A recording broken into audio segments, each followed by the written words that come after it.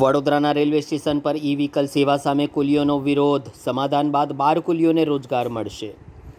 Vadodara railway station પર મુસાફરોની સુવિધા માટે શરૂ કરવામાં આવેલી પેસેન્જર ઈ વ્હીકલ સેવાને લઈને લાયસન્સ ધારક કુલીઓમાં અસંતોષનો માહોલ સર્જાયો હતો.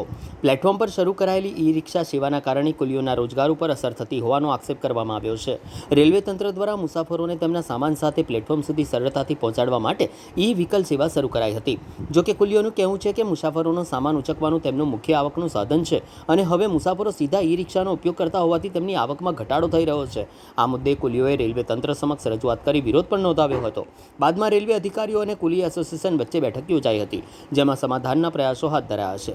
આ બેઠક દરમિયાન નક્કી કરવામાં આવ્યું હતું કે સ્ટેશન પર કાર્યરત કુલ 140 કુલીઓમાંથી 12 કુલીઓને ઈ વ્હીકલ ચલાવવાની ટ્રેનિંગ આપવામાં આવશે. ઉપરાંત 2 ઈ વ્હીકલમાં 6 કુલીઓને કામ આપવામાં આવશે તેવી સહેમતિ પણ નોંધાઈ છે. કુલીઓના આગેવાનોએ ચેતવણી આપી હતી કે ભવિષ્યમાં વધુ મોટી સંખ્યામાં અથવા મોટા ઈ વ્હીકલ શરૂ કરવામાં આવશે તો તેઓ ફરી વિરોધનો માર્ગ અપનાવશે. બીજી તરફ મુસાફરો માટે આ સેવા ઉપયોગી સાબિત થઈ રહી હોવાનું પણ માનવામાં આવી રહ્યું છે.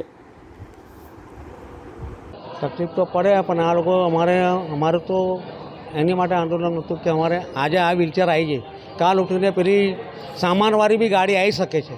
અમારો વિરોધ એની માટે હતો અને અમે અમને કીધું હતું કે અમે આ ચાલવા નહીં દઈએ.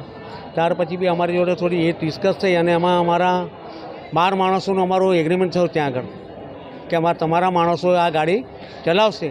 એમાં 50-50 અમારે નક્કી કર્યું છે એની અંદર, આના અંદર. એટલે અમે લોકો એના પર સંતોષ રાખ્યું છે. અમને કેટલા કુલી છે અમારે 140 માણસ છે. 140 ની સામે 12 લોકો, પછી બીજા શું? હે 140 ની સામે 12 જણાનો જ એગ્રીમેન્ટ, બાકીનાનું શું? અરે એનું તો અમે અંદર અમે લોકો કરી લઈશું. એનું કોઈ અમારા પૈસા અમારા મંદિરમાં જશે. અમારું નો ટેન્શન. ધાર્મિકમાં જશે અમારા પૈસા. મન દુઃખ થાય તો કોઈનું? હે કોઈ દુઃખ નહીં થાય.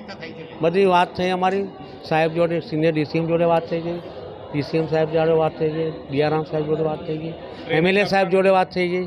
એમને કીધું તમે ટેન્શન લેતા નહીં, અમે તમારું કામ અમે એ નહીં કરીએ અમે લોકો. બરાબર. હવે ગાડી ચલાવવાની ટ્રેનિંગ આપવાના છે. ટ્રેનિંગ આપવાના 4 દિવસ પછી અમારે ટ્રેનિંગ ચાલુ થશે.